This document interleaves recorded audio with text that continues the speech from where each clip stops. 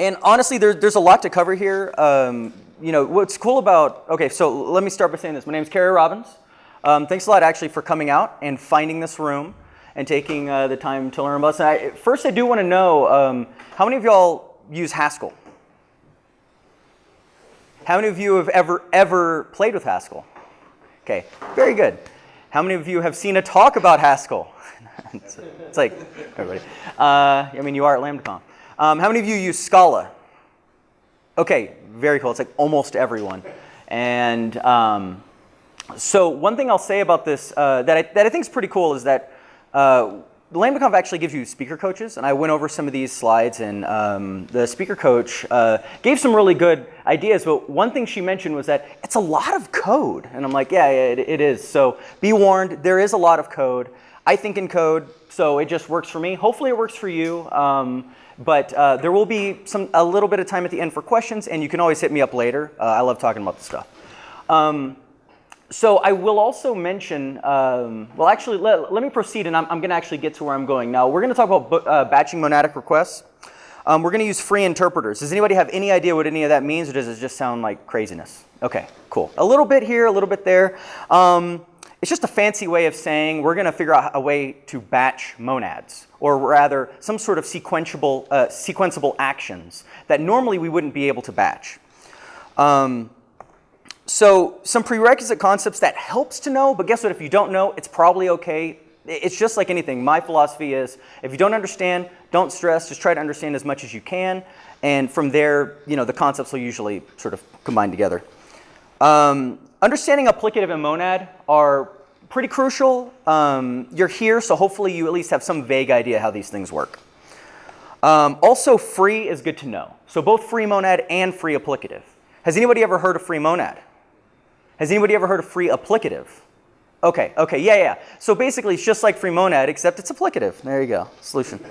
And so gadgets. We'll also use gadgets. They're just like any algebraic data type, except the return types are determined by the constructor. So it actually gives you a little bit more, I want to say type safety. That's not entirely correct, but they're a little bit more powerful for determining types, basically. We'll also talk about monad transformers, such as reader T and accept T. We use these specifically because it helps us with our implementation. We'll talk about natural transformations. All these are just functions that go from F to G. So for all A, if I have an FA, I can get a GA. And then universal quantification, which is just a crazy fancy word, basically just whenever we use for all, right? So some sort of polymorphic thing on like an A or something. There's a package called dependent sum that provides a type called data.sum, which is really useful for being able to package higher kind of types whenever we need to sort of throw away that type variable temporarily. And so we'll be able to leverage that as well for this. So I asked you how many of y'all use Haskell. Pretty much almost no one said yes. I think there was like 1 or 2 hands. And almost everybody uses Scala. What's cool about this is that originally this idea came from a real problem I had to implement at a company using Scala. And what I've done is I've actually demonstrated how to do the same thing in Haskell, because I actually find it's a little bit more natural to do in Haskell, like most type, say, functional programming things. It's almost, in my opinion, it's almost better to see the Haskell version and then, okay, now I can visualize how to translate that into Scala. Sometimes Scala has a little extra noise in it. Be that as may, I actually do really like Scala and still use Scala for the most part. However, recently I've been using Haskell full-time, so even more reason to use Haskell to do this. Guess what? We're going to just use Haskell 2010. Is that exciting to everybody? I'm just kidding. We're going to use like tons of language extensions. But really, these are all language extensions that we always use all the time. I pretty much almost always use all of those language extensions. A lot of these are kind of new, like deriving via, and but they're all so nice I can't help but not use them. Really, at the end of the day, I don't think it's that big of a deal. I just thought it'd be funny to point this out. Can you imagine living in a world without language extensions? All right. So for free, we're going to use just the free library. It's the simplest one. It's like the oldest one, I think. There are tons of newer ways of doing this thing, but we're just going to use free. It's easy. That's it. So let's talk about our problem. We work for Business Inc. It took me like days to come up with that name. And we need to interact with the Google Calendar API. We have our own business events, and we need to publish these onto users' calendars. So we are running into a problem with our current setup, though. We're doing it naively, and we are getting severely rate limited, which means we are dropping tons of requests. So, well, I mean, we look and we Google it, and apparently Google on Google says that they support a batch API. And so we're like, okay, let's just use that. Done, right? Well, it's not exactly that easy. Let's look into Monads real quick. Most of you probably already know this, but this is what Monadic do notation looks like in Haskell. What you have is let's say you need to do 3 computations. We do thing x, thing y, and thing z. Well, in reality, this actually desugars to something like this, where you have nested binds. So this means that you can't do thing y until you do thing x, because thing y might depend on the result of thing x. So far, so good. Well, most people, you say, oh, well, we'll just use applicative. So we can transform our do notation from something like this into this. So now thing x, thing y, and thing z don't depend on each other. And we can do these in parallel. We can batch them together. We can leave that up to our interpreter to decide how to execute these things. So at first we might say, easy. We can just build a batch API and we'll just use applicative and problem solved. Well, Business Inc. says these are our requirements. We need to be able to insert events into the calendar, but when we send you these insert requests, it might fail because we haven't really done our due diligence. So what we want you to do, if you get a 409 conflict, we want you to fall back and do an update. You're like, okay, I guess. That's fine. All right, fine. And they're like, okay, but we also need to be able to update events. Okay, and guess what? If that fails because it's not found, I need to fall back and do an insert. Okay, can we just have one thing? No, because we need to optimize it. We don't want to have to do 2 requests. We want to try to do our best guess at whether or not it's going to exist. Okay. We'll do that. That's fine. For delete, we just need to be able to delete events. We could ignore 404s and 410s, so not found or gone. And we also need to be able to check if events currently exist. So this does allow Business Inc. to make certain optimizations on their end to say, well, if we can just do an insert, we might have some weird race condition and it can then fall back and do the right thing.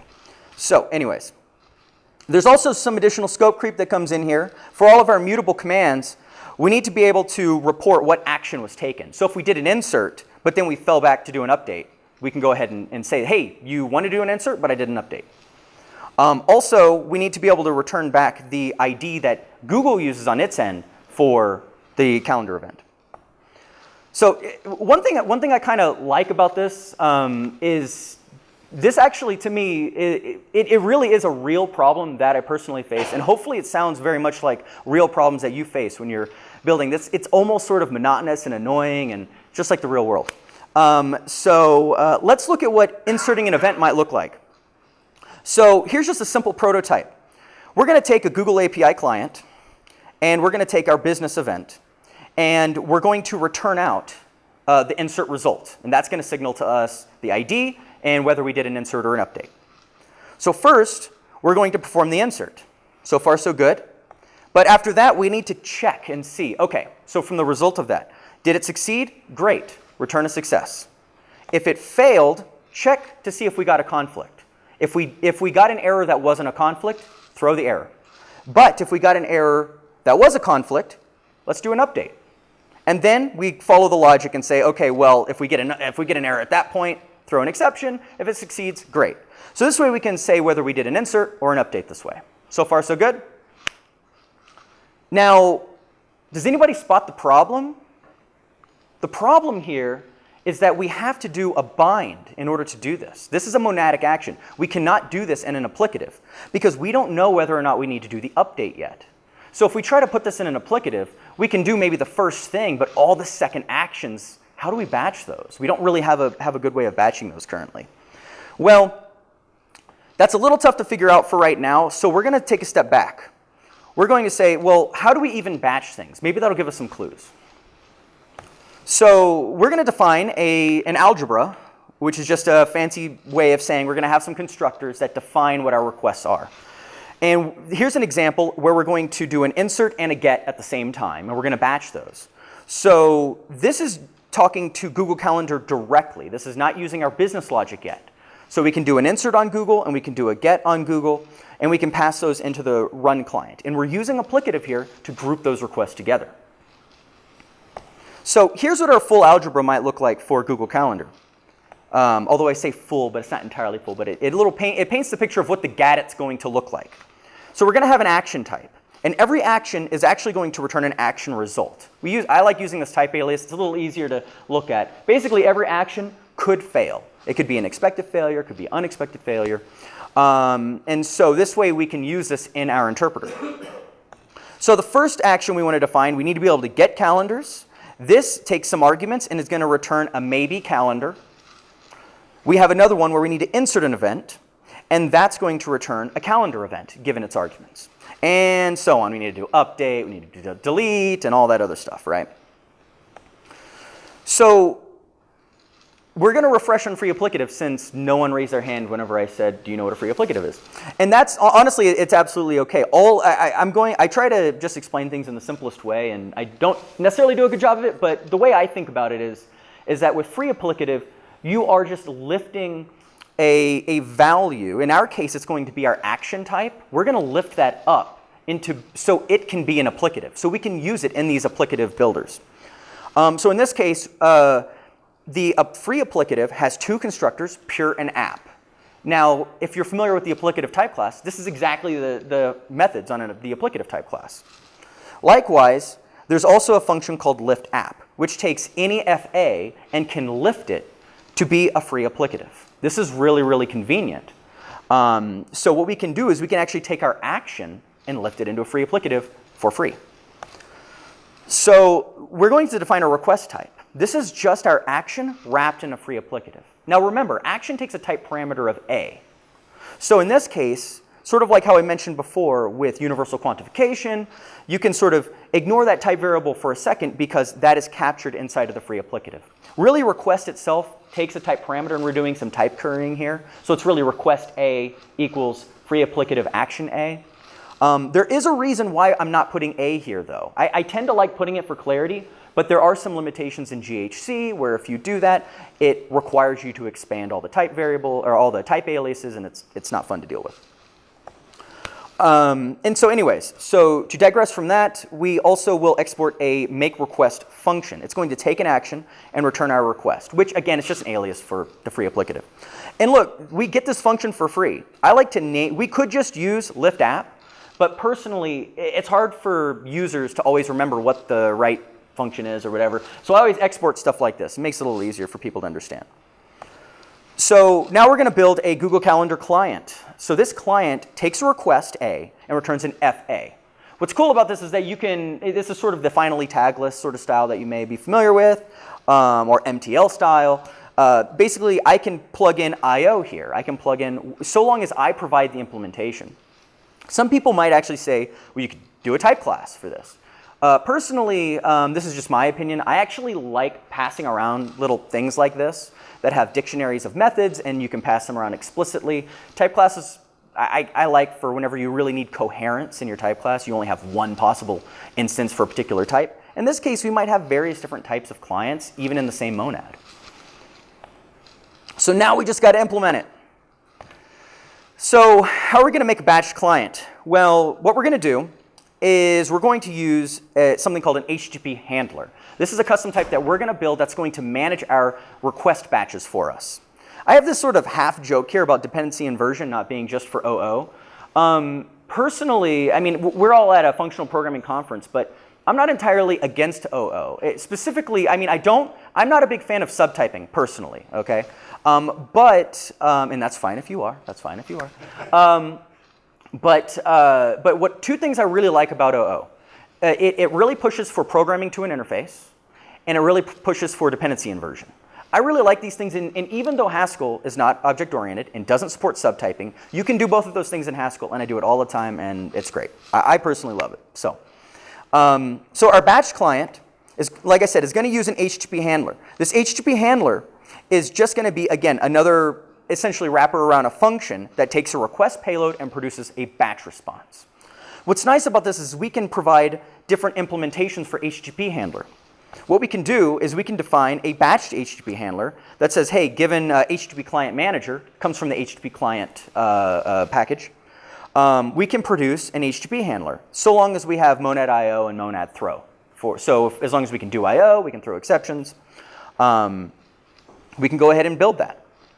Now, what's really cool, again, about, and I'm going to keep saying that because I just get excited about this sort of thing, is using this dependency inversion. What we can do is we can say, hey, actually, I want an HTTP handler that adds a counter. So I'm going to provide an IO ref to an integer, and that's going to be my counter ref. So in my tests, what I can do is I can say, hey, every time this HTTP handler does a request, increment the counter. So then I can inspect that counter from the test and make sure I'm only executing as many requests as I expect. This makes it really nice as a form of inverting those dependencies so I can test my implementation and make sure it's working properly, but I don't have to monkey patch anything, right? So here we're going to need this command type. Now, whenever you batch requests, specifically to Google, and I think this goes for most batch APIs, you basically provide a batch payload. And in that payload, you have an ID associated with every single sub request inside of it. So what we're going to do is we're going to package up our action, which is our original request type, and then we're going to supply an ID to go along with it. We could new type the ID, but I'm just keeping it simple for now. I do tend to new type everything, but I just use UUID here. So we're going to do that, and then we're going to define something called request payload. This is the thing that the batched HTTP handler is going to take. And it is going to have a boundary that separates the requests and the payload. And then we're going to have a list of commands. But because command takes a type variable, I can't say a list of command any or anything like that, like you could maybe in Scala. What you have to do at this point is you can use the sum type from dependent sum and say, hey, we're going to package up this type. And then what we can do is we can always pattern match on it, because it's a GADIT, to extract what that type information is. That's a really powerful thing about a GADIT. So let's talk about the client for real. So we're going to create a batch client. And it's going to take our HTTP handler and produce a new client.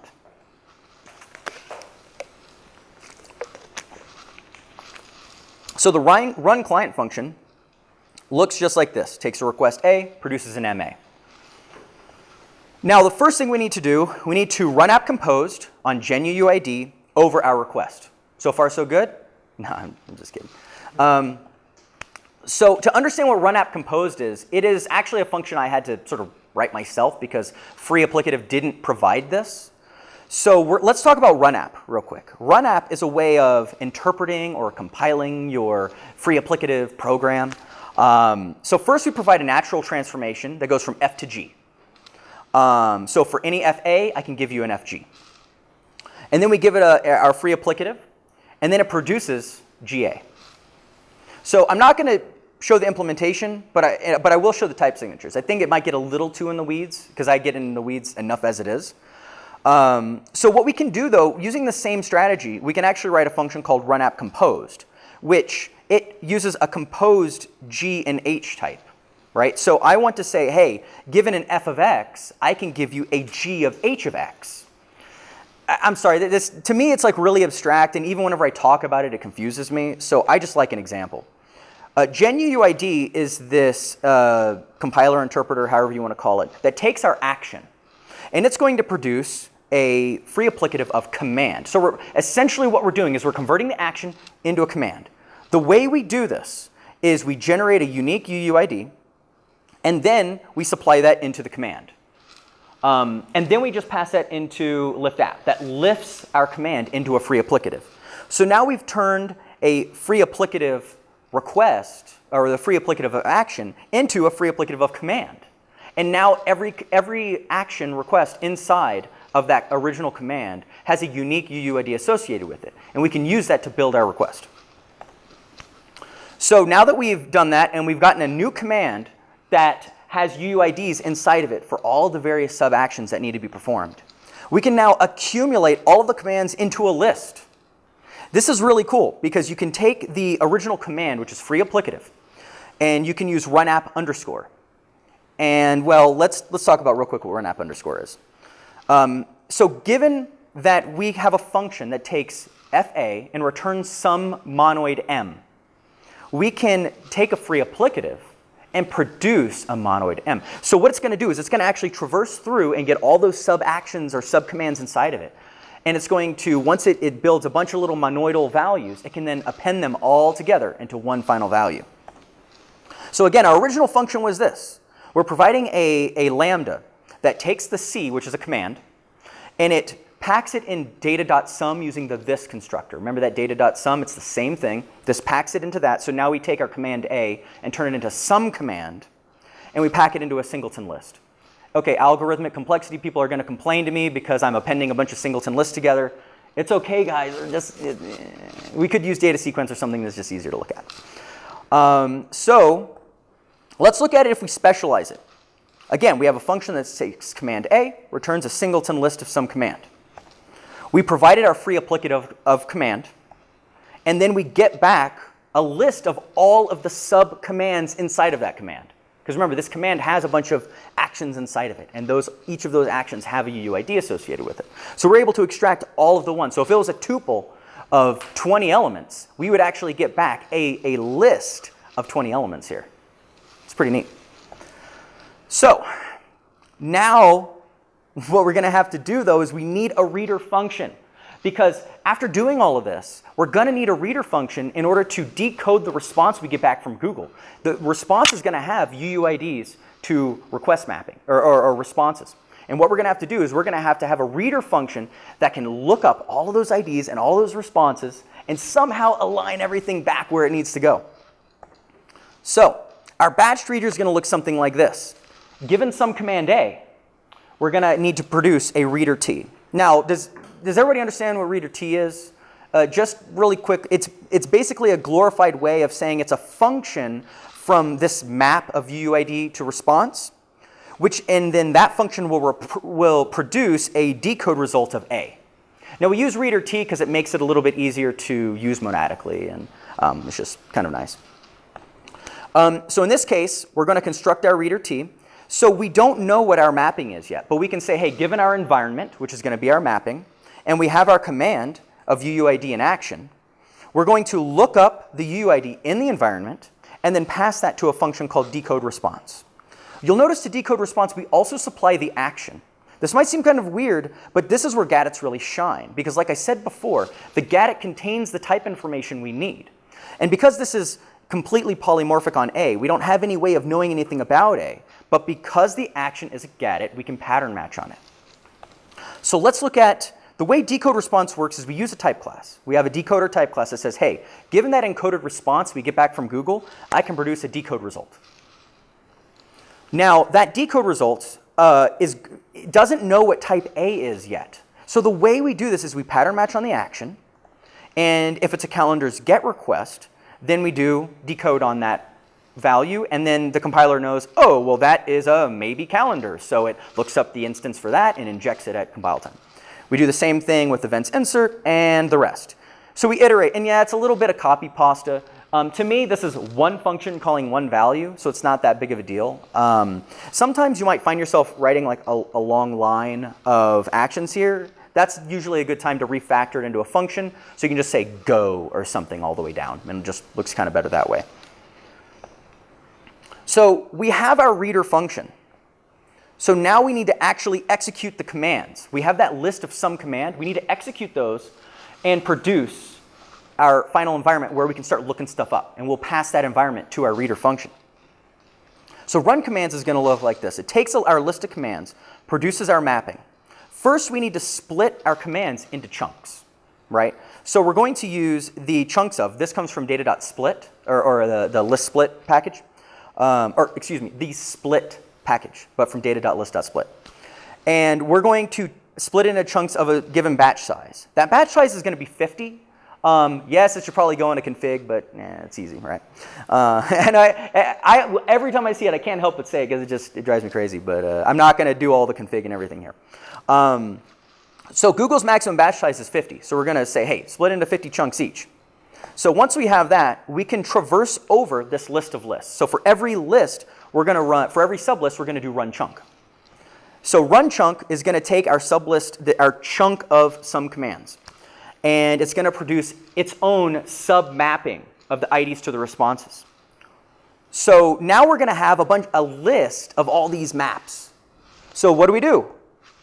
We just concat them together. Use monoid, concat all the maps together. Done. Okay, so now we use runReaderT and run our reader function over the environment. This gives us a decode response, and because of the way that it works, we're going to get a final decode response at the very end, so long as everything decoded properly. And because we are also decoding for client failure, remember our GADIT returned either of client failure or A, because we're also decoding for client failure, we should also capture those. Now, if we have some sort of weird parse error or we just got some data we didn't even expect at all, this would fail. So we need to count for that. So in that case, we do need to throw an exception because we can't handle that situation. But otherwise, we can go ahead and return it. In case you haven't gathered, I'm also perfectly okay with throwing exceptions in Haskell. So, yay, we can batch applicatives. But I thought, yeah, I know. We're talking about batching monads. You guys are not impressed, and that's fine. I understand. But here's the thing, is free monads, you might say, oh, well, okay, well, we just learned about free applicatives, and we just learned how we can batch free applicative requests. So just apply the same concept to free monads, and we're good. Well, not entirely, because free monads have the same problem monads have, is that you can only peek in and see that first action, and you have to evaluate that first action before you can do the next thing. So it's very opaque. You can't see past it. So, but that's actually part of the solution. So what if we did this? What if we had, let's say, some business requests to do? Remember our business requests where we need to insert and then fall back to update? Exists is easy because that's only one, but then update or fall back to insert. Let's say we had those things. Well, we're getting a lot of these requests. So we could have a runtime that basically picks these up, puts them in a queue or something, and consumes that and ships those in batches over to our interpreter. Our interpreter then is going to say, okay, let's peek in and see what is the first step we need to do. Well, in each of them, we need to insert an exists and an update. Well, hey, we already know how to do those. So we're going to pass those into our Google client that batches them, put those into a batch, get the response, and we're going to feed that back into the free monad. We're going to feed that back in as the response value. Now, in this case, let's say we got the worst case, which is we get a conflict, exists says true, and update says not found. Maybe the worst case is they all throw exceptions, but we're ignoring that for now. So in this case, though, now we need to proceed and say, okay, well, we'll bind the results here. And now we need to do an update and an insert, fall back, right? You guys already know where we're going with this, right? We're going to now put that into a batch, feed it back in. And guess what? We had 3 requests, and these are monadic requests. In total, we had a potential of having to do 5 separate requests, but we were able to batch it into 2. Now imagine if you had to do 100 requests. Well, at most, and this is a simplified example, but at most, our business requirements say that we might have to do 2 requests in monadic action. Well, if we have to do 100 requests, now we can shorten that down to at most 4 batches, right? It's pretty nice. So let's look at what our algebra is going to look like for our business inc. Again, we're going to follow the same pattern because I want to be able to capture errors as much as I can. Again, throw exceptions when you absolutely have to, but try to capture them as much as you can. So we're going to need to be able to insert events, and this is going to produce our insert result. And we're going to supply also a user ID and our business event that we're going to be posting to users' calendars. And we're going to have delete, exists, and update. Now you'll notice in the delete and the exist cases, we actually don't need to put the whole event. We only need the event ID, right? So we have our own business event ID, and we have some conversion to convert between that and Google. So far, so good. And we're going to follow the same pattern as before. Guess what? We just lift our business action into free applicative using lift app. Easy. And because we're real programmers, we're going to prefix everything with B so we know it means business.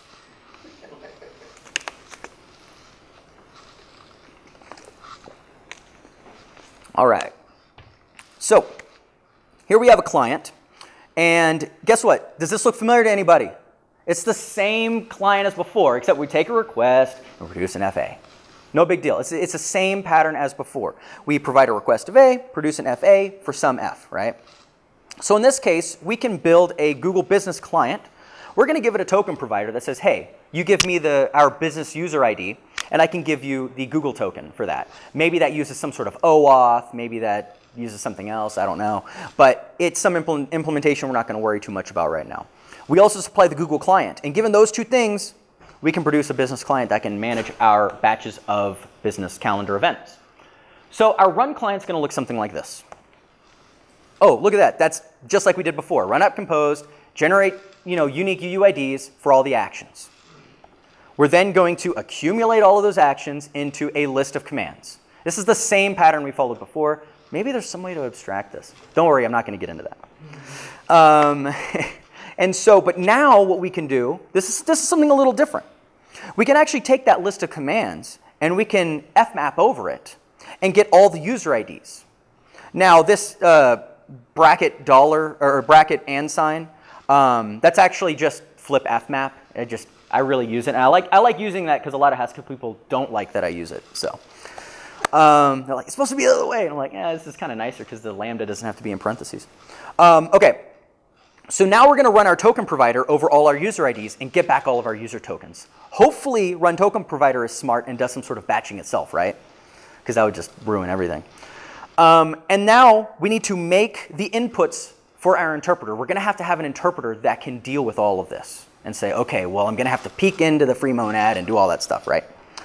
So real quick, in order to understand what our inputs are going to look like, because to me, they're a little wacky. Maybe to you, they're fine. We'll see. First, we're going to define some aliases to make it a little easier to think about. I like to think of our G request in this case. It's one step in our interpreter. And we're going to have geologic, which represents the logic of one of our programs. One of our programs would be do an insert. If it fails, fall back to do an update, right? So we're actually lifting our G step into a free monad. So does that mean we have a free monad and then a free applicative inside of that? Yes, it does. We have free monad and then a free applicative inside of that. Don't worry, it gets worse. And so from there, now we have G attempt. So what we're doing is we're actually lifting our program and saying, hey, guess what? You get to support B failures now, business failures. Now our interpreter is going to produce results. I result, I for interpreter, not for interface. And so it's going to have two values associated with it. It's going to have the action that we are performing, and it's going to have the result value. You might think, well, why do we need the action with it? So the reason why we package the action with it is because action is a gadget. And again, this value A, it's going to be really hard when we go to run our interpreter because we don't know what A is. But we can figure out what A is from the action. It's very nice. So, turn this off. There you go. Okay, so next, inputs. We're going to have a mapping of UUID to our geologic programs. And our geologic programs are going to produce some I result. Again, we don't know what the A is yet. We'll have to pattern match on it to figure that out. But these are going to be the inputs that go into our interpreter. And it's going to iterate over these inputs and iteratively update that map until all of the geologic programs are completed. So we need to initialize these inputs. So again, I put the inputs here because, gosh, it's hard to keep all the type aliases in the brain, right? It's actually one reason why I'm not a big fan of type aliases, but on the other hand, having too many tokens to look at is also pretty rough to deal with when you're writing code.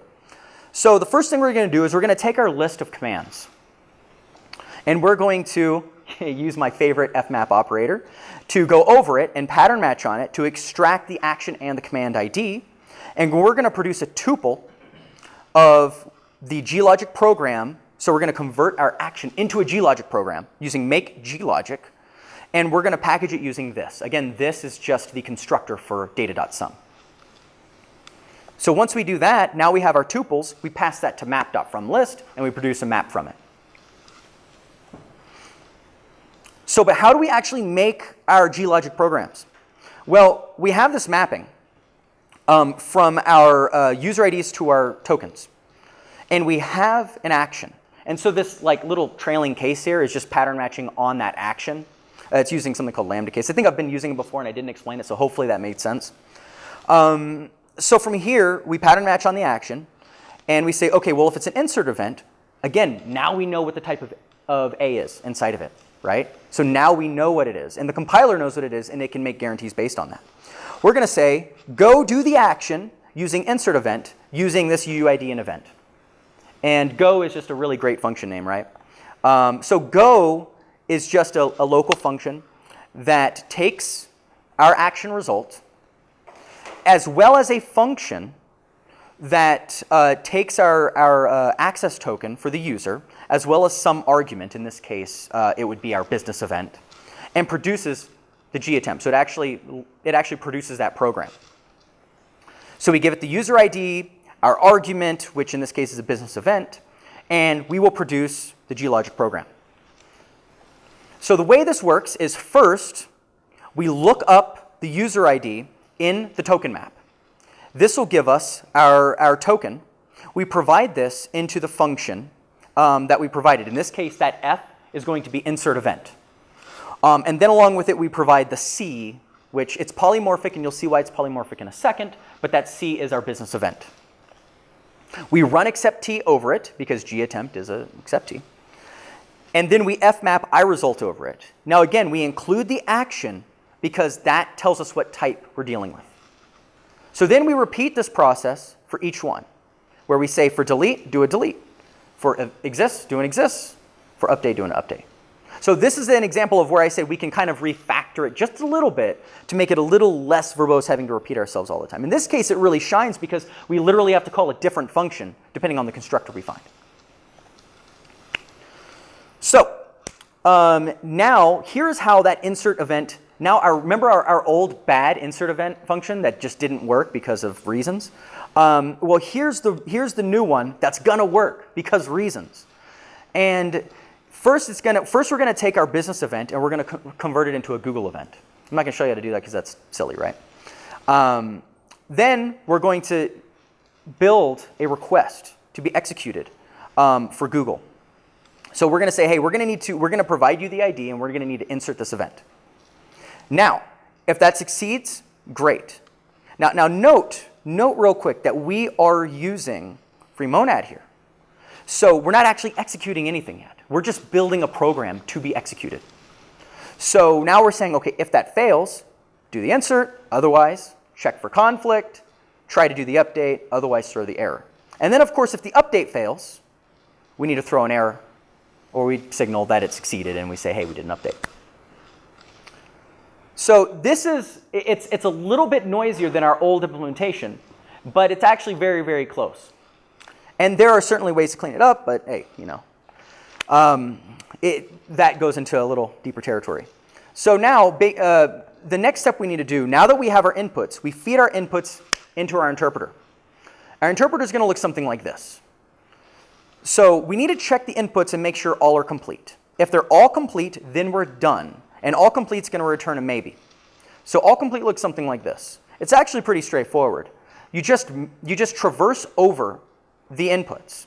And you say, if you find pure values, good, return just. If you find any free value, which is a bind and a free monad, then return nothing. And so the way traverse works here is that for one nothing, the whole computation becomes nothing, right? So even though you might have had some justs in there, as if you had one nothing, then you're going to get back nothing, and that's going to signal to the interpreter that we're not done yet. So what we then do, let's say we got a nothing back from all complete. We then need to collect our remaining steps to be evaluated. Our remaining steps are going to look something like this.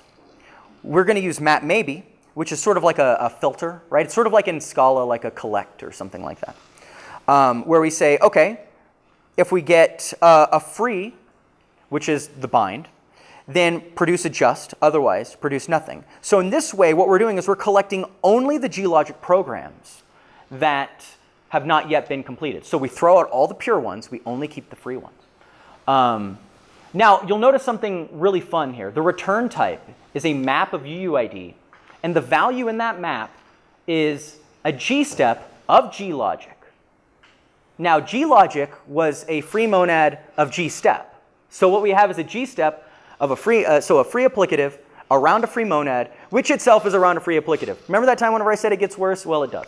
But luckily, this is as bad as it gets. And this is actually really useful because, again, because this is a G step, we can actually applicatively batch these together. So now what we do is now that we have those steps, and I included the type here because it's going to make something pretty clear here in a second, we can now use sequence over the steps. So we're going to turn our map of G steps into a G step of map. It's pretty nice because now, wait a minute, a G step, so a G step of this map is just the same as our inputs. It's the exact same type, the map of UUID to programs. So now we can supply that step directly to the Google client because remember, G step is just a request. It's just a free applicative that the Google client can handle. So we supply that and we get a new, so our Google client is actually going to provide us a new set of inputs. This is something that's so powerful about being able to use free applicative is that, and just polymorphism in general, is that I made this polymorphic in such a way so that way our client is actually producing an entire new mapping of inputs for our interpreter, right? I just absolutely love that. And what do? Well, we take our response inputs and we append in the old inputs. Now this actually looks backwards, but what this means is that any values missing in the response will be fed in from the old inputs, but not nothing will be overwritten when you do it this way. So you'll always keep the newest stuff goes first whenever you append maps like this. And then we pipe that new input, those new monoided inputs into, or I should say semi-grouped, into the run interpreter. So now we have an interpreter loop. Yay! All right, anyways.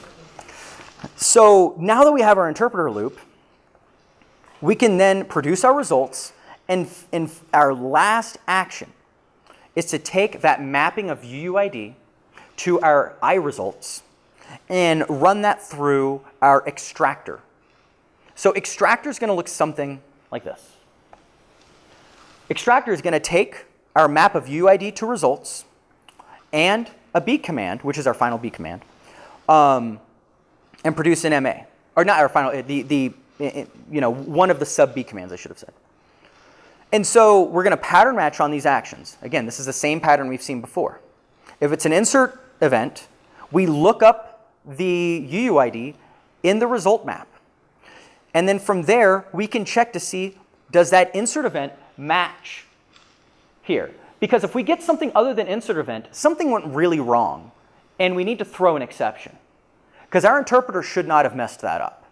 So again, we can't really guarantee that it's not going to happen, right? But what we can do is we can match here and verify, and the compiler will verify that our types line up here. And it will complain because of exhaustiveness and say, hey, we didn't catch every case. So actually, there is one argument to say, hey, we could have pattern matched on a tuple and said insert event and insert event and return that. But I actually like this better because what this does is it enforces that as we go on and we add constructor cases, the compiler will check for exhaustiveness in both cases. So the only underscore version we use is inside of it for like the very last fail case.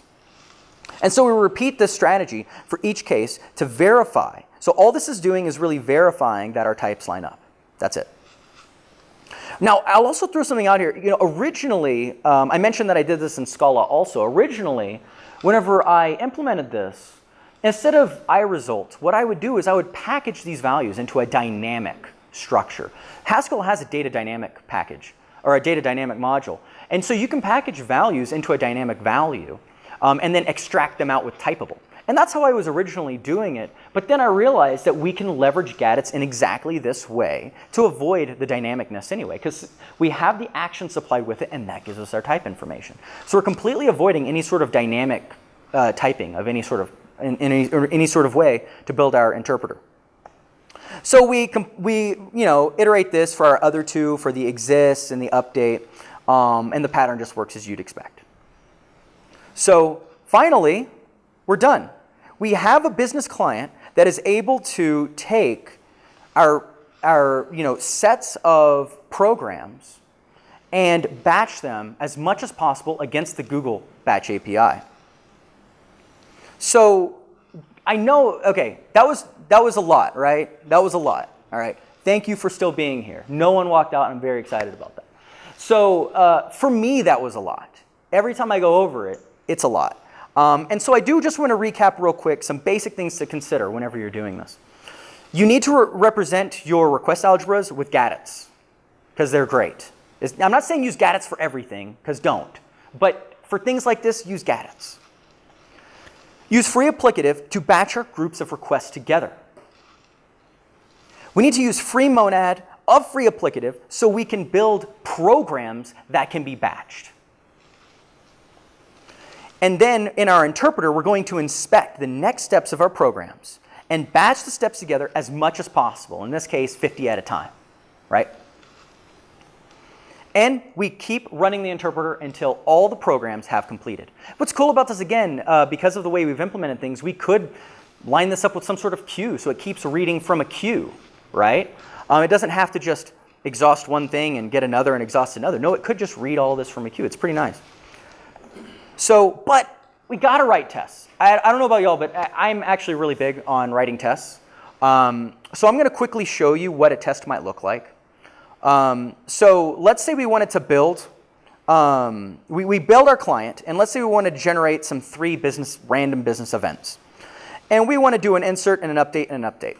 Because these are randomly generated IDs, the insert should go in fine, but the 2 updates should fail, right? Because it doesn't exist yet, you'll get a 404, yeah, you got to fall back.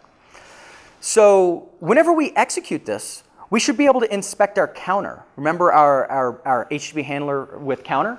We can now inspect our counter and make sure that we've only executed 2 request batches. And then we can assert on the results that we should say, well, because they were randomly generated IDs, we should have got it in inserted and then 2 inserted via update, right? So the other thing we can do, it's like, well, that's kind of lame. I don't know, 3 elements. Oh, yeah, you batched 3 things. That's great. So, okay, yeah. So the next thing we can do is generate 100 random business actions, pipe those in, sequence them together, and use data dynamic because we're just being crazy and seeing this should be hard for the interpreter to try to not hard for, but this should make sure that an interpreter actually produces the results in the same order it got them. We don't want to get them out of order or anything crazy like that. So we're going to even pack them into data dynamic. And then we're going to check the response. We should have got exactly 100 elements back. And we should have at most executed 4 batches. And then from there, we can traverse over the actions. We're going to zip over the responses with our actions and use validate dyn response. So now that we have a tuple, we can then look at each one and verify that they actually decode appropriately. And that is not correct, my bad. Anyways, so from here, we just pattern match on each one, just like we did before, and we get all of the values, and we should expect that they should be able to use typable and extract that value out. And we run our tests, and it works. So I haven't included all the tests, but in the repository, which I'm about to show you in just a moment, it actually has all the tests included, so you can see that there and actually see that it works. And you should be able to run this locally.